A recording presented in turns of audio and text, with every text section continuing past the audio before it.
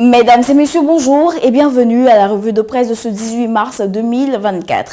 Démarrons cette session de la revue de presse avec le nouveau réveil qui se projette à la présidentielle 2025. Le journal Barassa 1 que le RHDP est déjà dans de basses manœuvres contre Thiam et le PDCI RDA. Si le PDCI mise sur Thiam en 2025, le RHDP ne fait plus un mystère de son choix qui est Alassane Ouattara.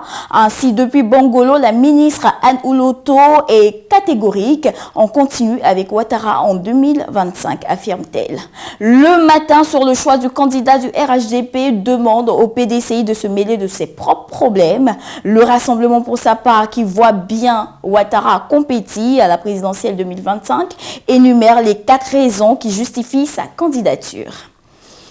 Autre candidat déclaré à la présidentielle 2025, c'est Laurent Gbagbo, l'ancien chef de l'État. Le Temps, journal proche du PPACI, donne subséquemment à la dite candidature la position du comité de contrôle. La nouvelle alliance rapporte que pour la réinscription et la candidature de Gbagbo, le PPACI prend de grandes décisions. La presse est également intéressée à la sortie du général Dogo Blé, célébré par les siens dans son village. Et l'Inter assomme que 3 semaines après sa sortie, Dogo Blé règle ses comptes avec Mangou. Il a des convictions flottantes, déclare-t-il. Le Jour Plus évoque également le sujet à sa grande une et faisant toujours parler, le général Dogo Blé est catégorique pour dire que Mangou est un général fuyard. Quant au quotidien Dernière Heure Monde, il estime que Dogo Blé charge lourdement Philippe Mangou et l'Avenir de son côté estime que Dogo Blé sombre dans le mépris et l'arrogance. Le journal s'interroge si Ouattara a eu tort de le gracier, après quoi le confrère dresse la longue liste de celui qu'il présente comme l'ex-général de Gbagbo. Sur un tout autre chapitre, le mandat qui est sur les traces du Premier ministre nous invite à revivre l'ambiance du passage du chef de la primature dans ce village. La semaine dernière, les populations et Begré-Mambé sont en phase.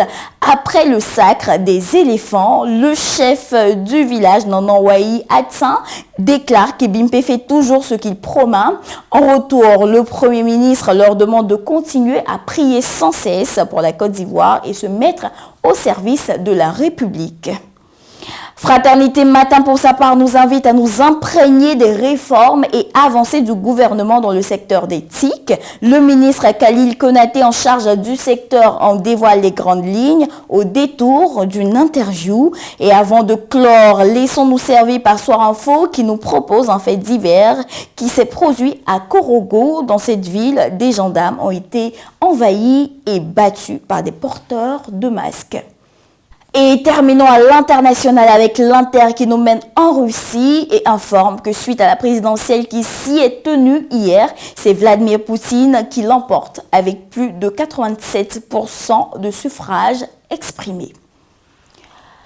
Et c'est tout pour cette actualité de ce jour. Nous vous donnons rendez-vous demain, même heure, même canal. D'ici là, portez-vous bien.